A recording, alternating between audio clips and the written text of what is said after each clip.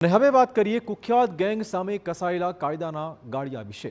તો આપણે કહી દઈએ કે જૂનાગઢમાં બંગલા ગેંગના વધુ 3 આરોપીને પકડી પાડવામાં પોલીસને સફળતા મળી છે. ગુડસી ટોક હેઠળ નોંધાયેલા ગંભીર ગુનામાં 3 આરોપીઓ છેલ્લા 1 વર્ષથી ચકમો આપી નાસ્તા ફરતા હતા. તેમના વિશે બાતમી મળતા રાજકોટના ખીરસરા ગામ પાસેથી પોલીસે ભાવિન ખોડાભટ્ટ, નિલેશ ખોડાભટ્ટ અને જાવેદ ઉર્ફે લાખા હુણને પકડી પાડ્યા. ધરપકડ બાદ પોલીસે 3 આરોપીઓનું રિકન્સ્ટ્રક્શન પણ કરાવ્યું. આરોપીઓ જ્યાં એક સમય દાદાગીરી કરતા હતા તે સ્થળે આ 3 આરોપીઓ લોકોની માફી માંગતા જોવા મળ્યા હતા.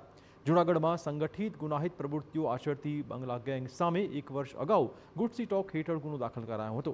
આ કેસમાં અગાઉ 2 આરોપીઓ જેલ હવાલે થઈ ચૂક્યા છે.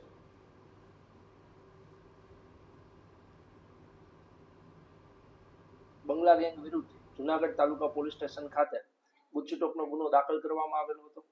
જે ગુનામાં 2 આરોપી કરશન ગલા મોરી અને દિલો ભગા છેલાણા હાલ છેલ્લા 1 વર્ષથી જેલમાં છે. જે પૈકી ભાવિન ખોડાભટ્ટ વિરુદ્ધ 14 ગુના નોંધાયેલા છે, નિલેશ ખોડાભટ્ટ વિરુદ્ધ 9 ગુના નોંધાયેલા છે અને જાદવ લાખા સાંગા હુણ વિરુદ્ધ 9 ગુના નોંધાયેલા છે. 1 વર્ષથી ફરાર રહેલા આ ગેંગના 3 આરોપીઓ હવે પોલીસના સકંજામાં છે. તેઓના કોર્ટે 5 દિવસના રિમાન્ડ મંજૂર કર્યા છે. દરમિયાનમાં અનેક મહત્વના ખુલાસા થવાની શક્યતાઓ છે. ત્યારે પોલીસ હવે આરોપીઓ પાસેથી અન્ય ગુનાઓ અને ગેંગની પ્રવૃત્તિ વિશે વધુ પૂછપરછ શરૂ કરી રહી છે.